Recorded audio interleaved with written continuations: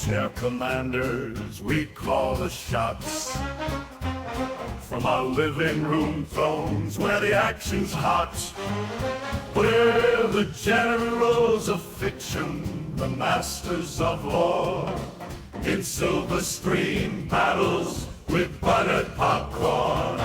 Armchair commanders, armchair commanders.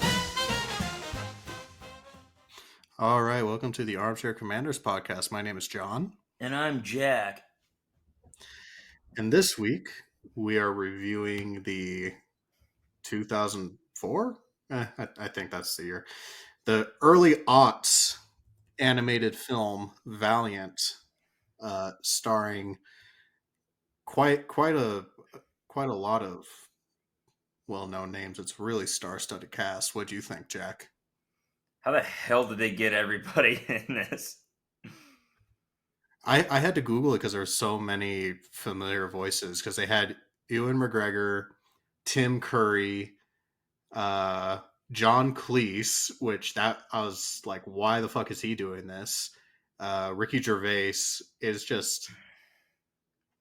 When I was telling Miranda, I was like, hey, do you want to watch this week's film with me? And she's like, who's in it? And I listed off the names. She's like, all of them are in a war movie together? I'm like, sorta. Man. Boy, was she in for a surprise, huh? Well, she didn't end up watching it once I told her that it's actually a animated film about God, why can I never say this? Anthropomorphic pigeons. So that it went downhill really quickly, but she is like a pretty big Ricky Gervais fan. So, who is your favorite pigeon? All of them. God bless this movie. That's not the review you told me when you were texting me. I want to fuck the nurse pigeon. Is that what you want to hear? No, not really. We don't condone bestiality here at the Armchair Commanders podcast. We don't condemn it either. Go out and fuck pigeons. What'd you think of that joke I sent you, though? That was pretty fucking funny. For our listeners at home, when Jack, the first thing that Jack sent me when we were reviewing this film was exactly that. It's like, I want to fuck the nurse pigeon. And my response was, do you know that pigeons die after that they mate? And he's like, oh, okay. Like, didn't even question it, which, one, shame on you for not questioning that. But because you would never lie to me. I lie to you all the time. Like the fact that I like you or that you're my friend. But anyways, the follow-up to this was a joke that I heard a long time ago. But it's, did you know that pigeons die every time after they mate? Well, at least every pigeon that I've fucked has died. So... yeah, bestiality. That was pretty great. Yeah. Like I said, we don't condone bestiality on this channel. I do. Anyways, what'd you think? Besides finding the nurse pigeon attractive. That's all I could focus on, is how badly it Well, you're just enthralled by a semi-sexy pigeon. It's been a long year, okay? I think you need to get back on Tinder, my guy.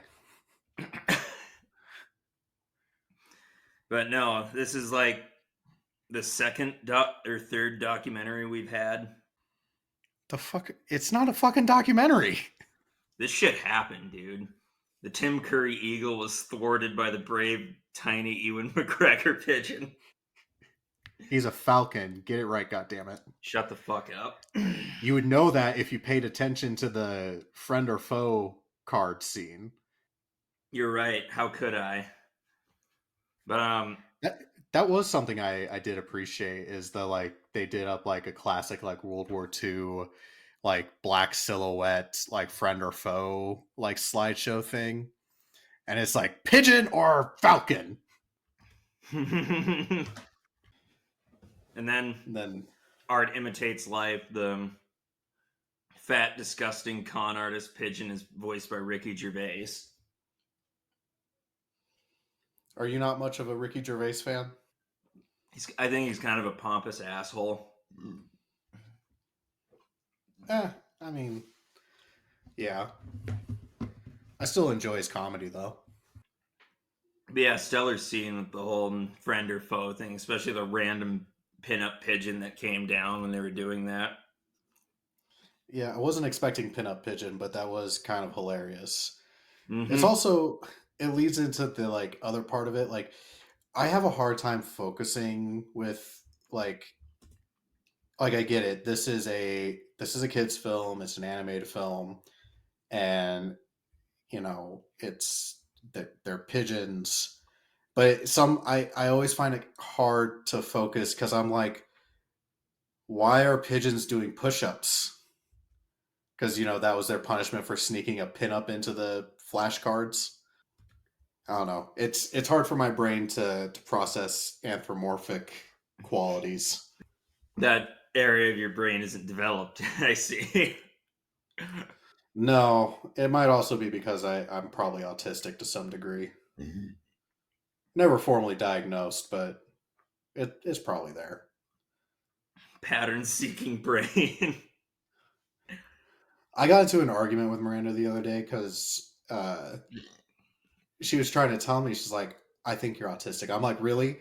Okay, scale of 0 to 100, 0 being completely neurotypical, 100 being like nonverbal autistic. Where do I land? And she's like, probably like a 10 or 12. I'm like, what the fuck? She's like, it's a spectrum. I'm like, God. She's like, tell me, yes or no, is the tag on the back of your shirt bugging you? I'm like, that's besides the point. I mean, maybe. I also like trains. I thought you were a boat kind of guy. I like trains, planes, and automobiles and boats, I see what you but did not there. yeah, but not bicycles. Not about that life. What's wrong with bicycles? I don't know. They just kind of bore me. Well, what's your opinion on pigeons? I I'll say it. I didn't know this, but like I had to Google it. Like I very like because we've discussed about pigeons before when we did the Lost Battalion, and like I knew that homing pigeons were a big part of the First World War, but I had to Google it because I was like, "There's no way we're still using these things by World War II," but we were. So kudos to this movie. I added a new fact to my brain, and the yeah, fact that the Pigeon Heroism Award is called the Dickens Medal. yeah. I was just about to look that up. Dickens medal. The I love Dickens. how I love how this is like a fun for the whole family like animated film, and at the very end there's that like dedicated to all the brave service pigeons of World War II and the 30 some that earned the prestigious Dickens Medal. I'm like, what? Like the last 30 seconds of this film got super serious. Yeah, man. Wow. Wikipedia has an entire list of like animals that won the Dickens medal. I wonder if Cher got awarded the Dickens Medal. Was it even a thing when she was in the service? I don't think it was. Probably not. I know that Cher got awarded the French Croix de Guerre. I'm probably saying that wrong, but like the French equivalent of the Medal of Honor. Now the Cross of War or something. Yeah. Now Cherami's in the Smithsonian, proudly on display, much like Herr General von Tallen's collection. I was like, that was kind of dark as fuck. Like he had all of his fucking enemies taxidermied and put on his shelf. Yeah, it was pretty rugged. So, Is there it, is there it, anything Tim Curry won't do? well, I don't think he's really active anymore. What with the whole stroke thing, Yeah, that's actually kind of sad now that I think about it. very sad. He was a terrific actor. Oh, phenomenal. Where, where's I going with this? So, I have a question about this movie. Okay.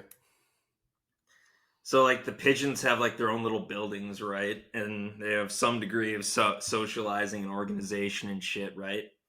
Yeah, like they have that's the other thing that makes it kind of difficult for me to follow because it's like they're service animals, but yet they're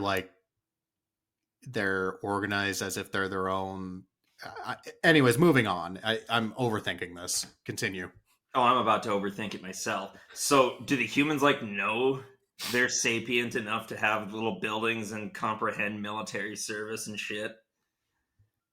That, that's honestly a great question. I feel like I wonder if it's like a Toy Story scenario where like the pigeons kind of like live and have their sentience in their own kind of world, but like to the outside world, they're just fucking pigeons. Like, what if this is all just a part of their like overactive imagination? Yeah, there's a lot of questions this raised. I like how three falcons get their own little bunker. Yeah, like a bunker in Normandy with a giant artillery piece. Yeah, not that they can operate the artillery piece because they're too small, but yeah, Fucking fucking birds. yeah, it's like what, three falcons protect the entire coast of France from carrier pigeons, and they've somehow pulled it off. But that's the thing is that like there's like human houses, there's like we see a trench network with like MG42s in it. Like there's obviously humans in this world because we see them too in England, but I think they're severely lacking just because of the like animation budget that this film had because this film had like a really small budget comparatively speaking. Mm-hmm. Because like I looked it up, this film had something like a $30 million budget, and for another animated film that came out approximately the same time, Shrek 2, that film had a $150 million budget. So, granted, Shrek is bigger earning franchise, obviously, but still kind of shows you like how I don't want to say it was underfunded, but they weren't working with a lot for this film. Yeah, 35 million. They worked with what Because they I were given. Yeah. Because I remember there's like one scene where there is a human on a motorcycle, but it's like like a very stiff, like the person doesn't move at all, doesn't talk, like nothing. Like it's just riding a motorcycle. It's actually kind of an off-putting image if you focus in on it because you're like, this kind of feels out of place compared to the rest of the film. So I wonder if just like animating humans was just like too much at the end of the day after they did all their stuff with the birds. Yeah, would a human be harder to animate than a bird? I think so. Granted, nowadays AI can do anything. I mean, look at the fucking Coco Melon channel and the umpteen million nursery rhyme videos that they've pumped out. Are you? Coco Melon. I was going to say, are you familiar with that series at all?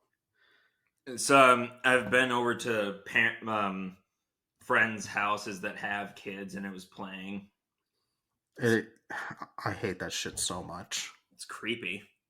because I babysit my buddies' kids or hang out with them pretty frequently, so I've had my fair share of Coco Melon exposure and like all the associated animation that goes with Coco Melon because obviously there's a bunch of spin-offs, and I'm honestly shocked at like how low of a budget these companies can produce so much content with. Because like if you think about like when we were kids, like late '90s, early 2000s, like animated films like Shrek or Bug's Life or anything like that. Like those were major undertakings to do, and they weren't like anything particularly special in the whole animation genre, if you will. Especially not Hmm. compared to like today's stuff. Huh? Coco Melon is the second most viewed channel. That does not surprise me. It's an easy babysitter.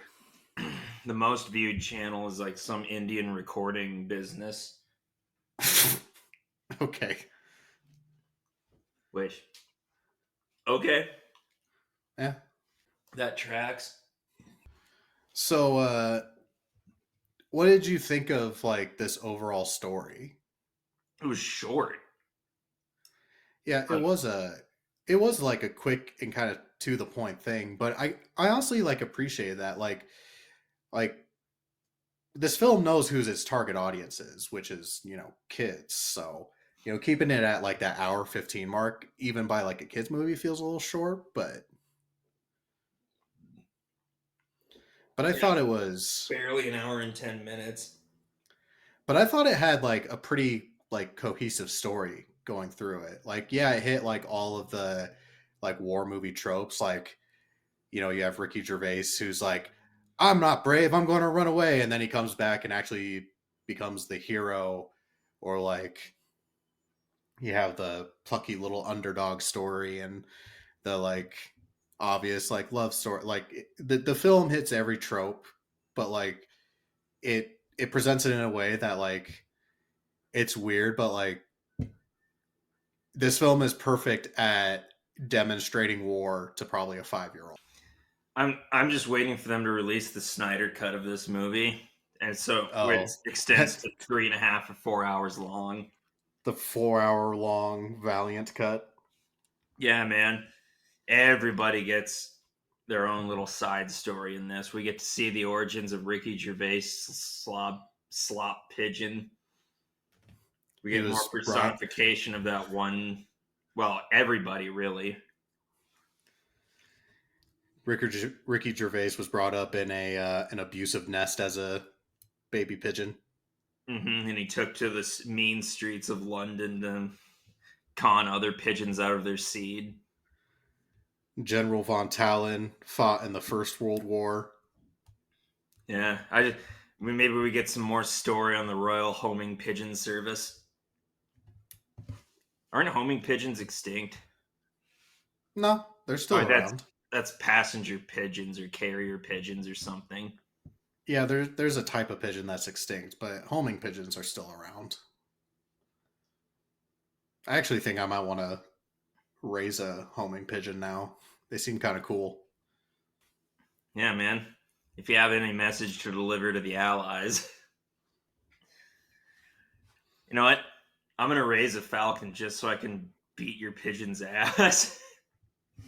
It's did you know that the Air Force Academy has a falconry club?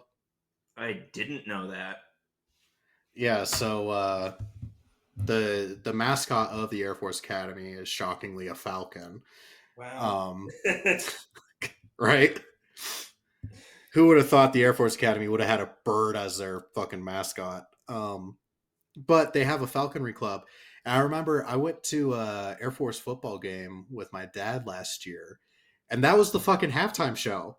Is they brought the fucking falcon out, and he just like went around and like swooped and did fucking loops and shit. Like it was entertaining, but I was like, this is an extracurricular activity at like an actual like a prestigious like all like getting into the military academy is like a big deal, and to think that this prestigious like higher education institute has a fucking bird class just blows my mind. Bird class. Also, of like, because they have other cool classes, because they have like skydiving class and they have like glider pilot class. Could you imagine like getting accepted into the Air Force Academy, but not like you remember like when we were in school, you'd have like at the beginning of each semester or between semesters, you'd get to do class selections, and it always went by like there's a metric of like how many credits you had done and like what you still need, all that bullshit. Yeah. But as a freshman, you never got any of the classes you wanted because you didn't have any seniority, and all the good stuff got taken at first. So I'm just trying to imagine where it's like you get into one of the hardest colleges in America to get accepted to, but you can't get into like fucking glider class, so you have to take falconry. I mean, that does sound lit, though, not gonna lie. You do get a pretty cool glove. Man. But speaking of falcons, I gotta say, like, I loved like most of the individual characters in this film. Like a lot of the dialogue is super cheesy, obviously, but like I love that like General Von Talon um is like just a super over the top uber German and is very easily identifiable as like the bad guy because he's got a fucking eye patch and a black cape. Yep. And I feel like this film just throws puns at you every 30 seconds, like every bird related pun that there could possibly be. But I think the most underrated joke in this film comes from General Von Talon. And it's a comment that's supposed to allude that he is a stand in for Hitler because the John Cleese pigeon is like when he gets captured and is put into a bird cage. He's like, "You're not going to eat me, are you?" And General Von Talon's like, "No, I'm a vegetarian." I'm like, "Oh my god, that's such a deep cut fucking joke right there," because Adolf was a fucking vegetarian. Yep. I was like, I I did not go into this film with a lot of expectations, but I was like, there's little things in here that kind of I think redeem it. What about you? What was your favorite joke in this film? Yeah. Like I said before, it's probably they're doing the friend or foe one, failing miserably at it, and then there's just that random pinup pigeon in the Friend. friend.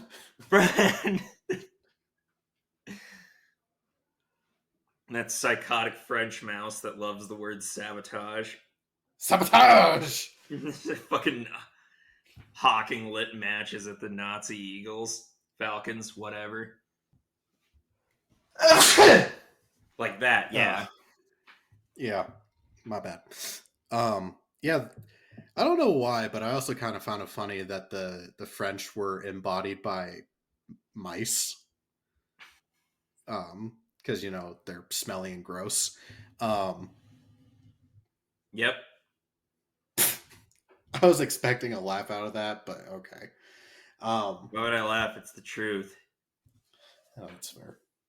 Yeah, Ratatouille taught me this. Oh yeah, huh? Valiant knew that rats lived in fucking France before Ratatouille even did. That's some deep shit right there. Good work, Disney. Um,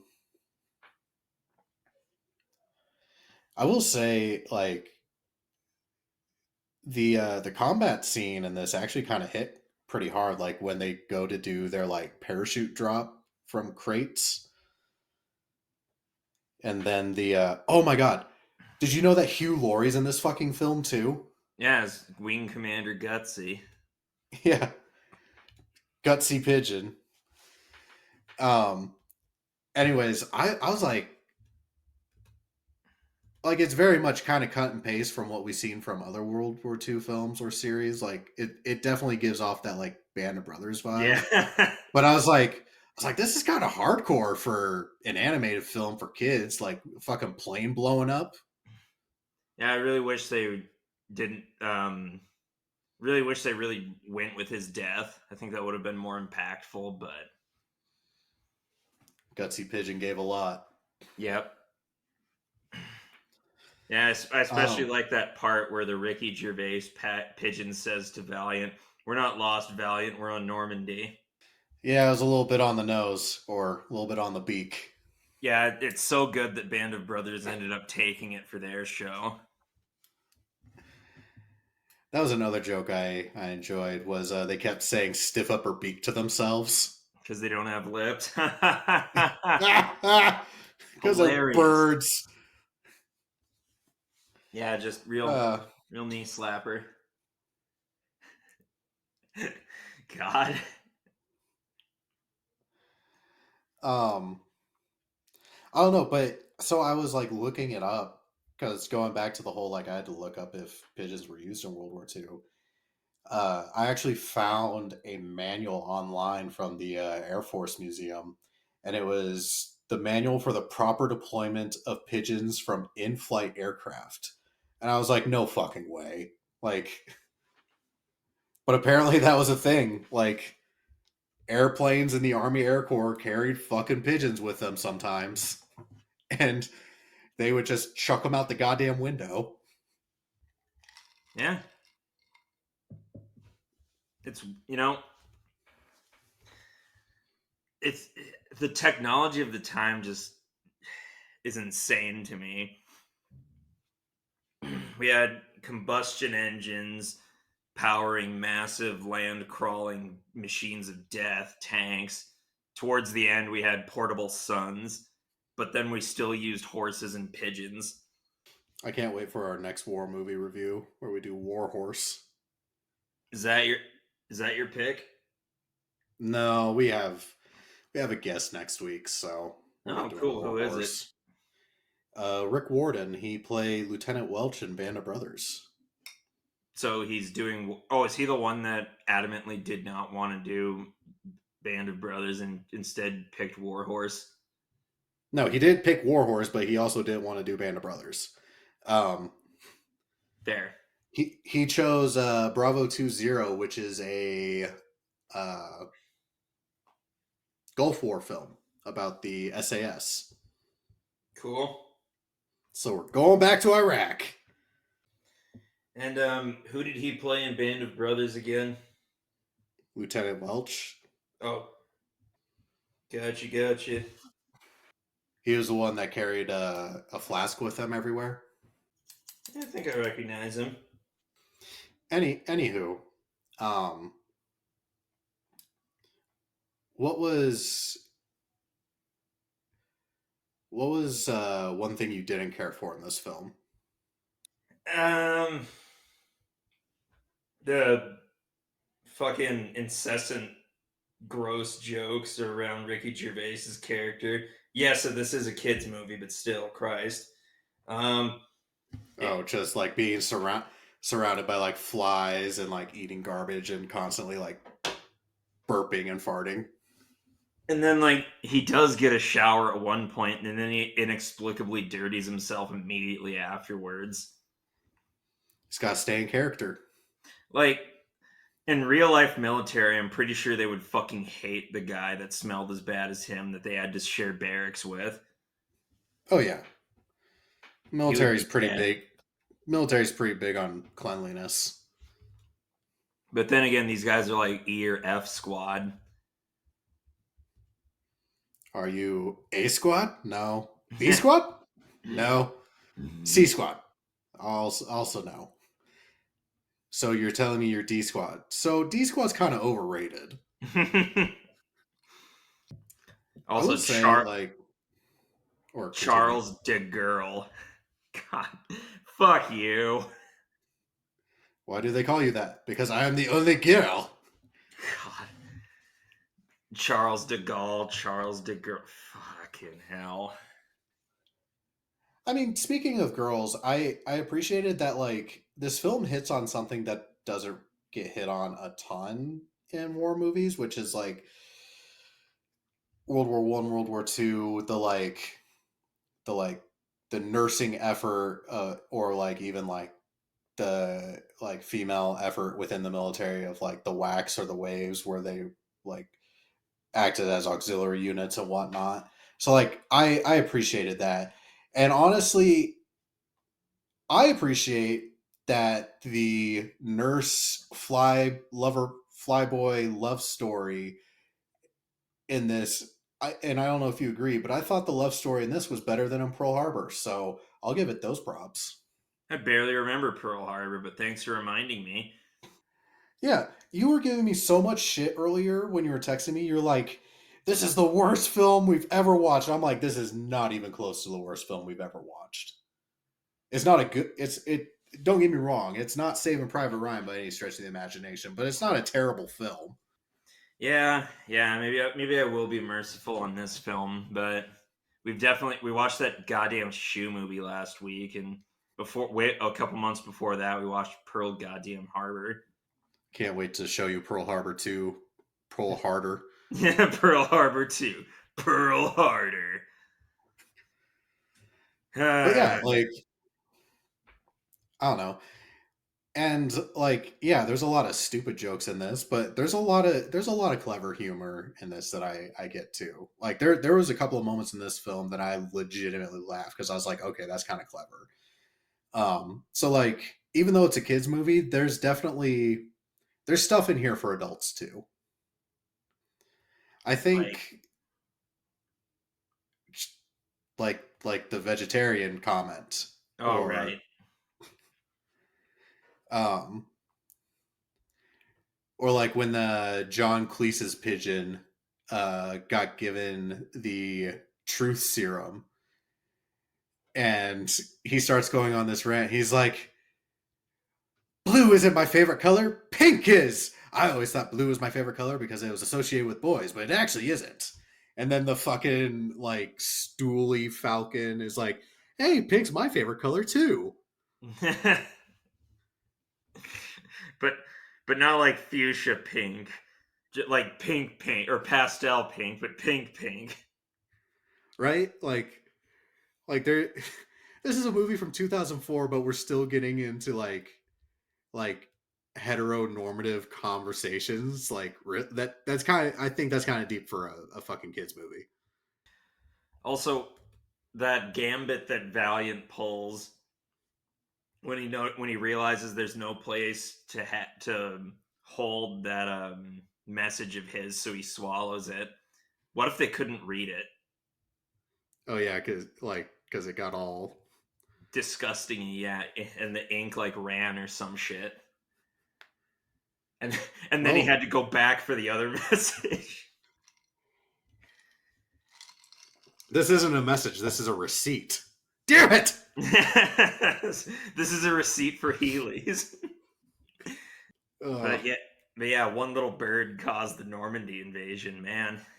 Yeah, I loved how utterly not succinct that was because it's like you have all the boats on the map that are like in front of Calais, which I kind of appreciate because that's where everybody like at least the Germans they strongly thought that the invasion was going to happen at Calais because that was the closest point between France and England. But the fact that it's like, oh, we got this little scrap of paper from a pigeon, so we're going to completely alter our invasion plan, and it's just all the humans just say Normandy, Normandy, Normandy.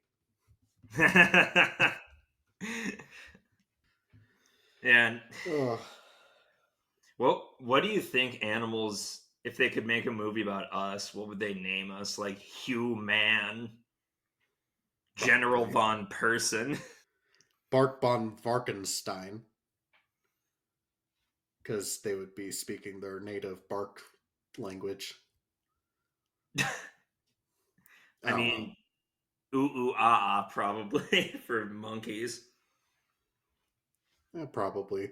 Or we could watch Planet of the Apes, because then we would see how they just see us, which is that the whole premise of that film? Have you seen the most recent one? No, I watched the what is it, Rise of the Planet of the Apes, the first one with James Franco, and I never continued it, but we have War of the Planet of the Apes on our list. Well, I mean, all of them are about conflict, right? Yeah, I mean, technically speaking. Yeah. It just depends on how. I just put War of the Planet of the Apes because that's the most like actual like conflict war driven film of the series from my understanding, but I mean, I would argue What? that they all. We can save this for another day. That's fair. Was there any? Was there any like references or like little hidden nods that you saw that you appreciated in this film? Yeah, apparently this movie's in reference to a real conflict called World War II. I didn't know that. You're And fucking hilarious. yeah, despite the fact that there are no swastikas anywhere in this film, It's or reference to what they do with the Jewish pigeon POWs, it's strongly implied that these falcons are Nazis. I mean, they allude to like experimentation with the true serum and inhuman treatment by stuffing enemy pigeons and Inhuman treatment. oh yeah, in avian treatment. God, there's so many goddamn bird jokes in this fucking film. That would have been pretty Um, funny. Like, you can't do this to me. It's inhumane. We're not humans. Take this, Judenbird. now listen to this yodeling. I thought that was a good joke. He starts, he like covers his ears and yells out "Rule Britannia" to try to drown it out. I never thought I'd hear John Cleese singing or yelling out "Rule Britannia" over yodeling, but here we are. Tim Curry torturing John Cleese with loud music, loud yodeling. The part of this film, like, and it's just the opening part, and it kind of is just like a set piece or like getting us into the flow of the film. But I think is really actually well done. Is the opening uh like propaganda war film thing where it's like join the Royal Homing Pigeon Service and like don't forget about the gals who are serving as nurses. Uh, I just remember like when I was in college, uh, I took a class on World War II, and literally every time we started the class with like a 5 minute like cartoon or like news clip to kind of just show like what media of the time was like. Like I even saw that fucked up Disney cartoon where Donald Duck starts like goose stepping and it's like Heil Hitler and shit. That's right. But I was like, hey, it's good at setting our surrounding for this film or setting the mood for it. But it also it plays an actually like good homage to like news media and to propaganda of the time. So I was genuinely impressed by that. Man,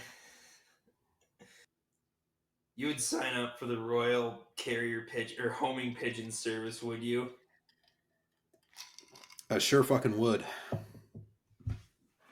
That's how you get the lady pigeons. I love that the homing pigeons in the Royal Homing Pigeon Service have aviators. Yeah, man. Comes standard. How much do you think the Uh, helmets would fuck with their ability to fly? oh, probably pretty significantly. But then again, it's a kids movie. Yeah, don't think about it. You know what I want a movie about? I want Valiant 2, but it's from the perspective of the carrier pigeons that were taught to guide bombs.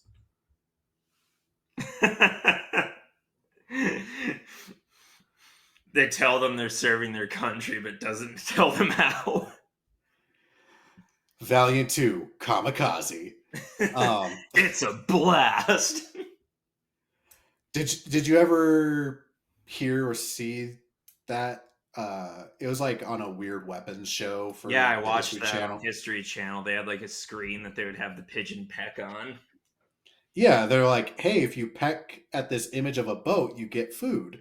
And then they would fucking load them into fucking bombs. And it was like an early guidance system because computers weren't a thing. God rest their souls. So what are you drinking this evening? I am drinking a nice cold Fresca Nice. because I forgot to get a beer when I was in my room, but I have my nice Fresca here. That's fair. I am drinking a traditional British aviator beverage of Purple Rain. Oh man. Oh man, Purple Rains. But I think it's about time we rate this thing.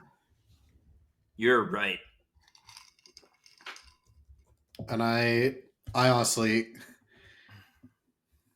I don't even know what to fucking rate this out of.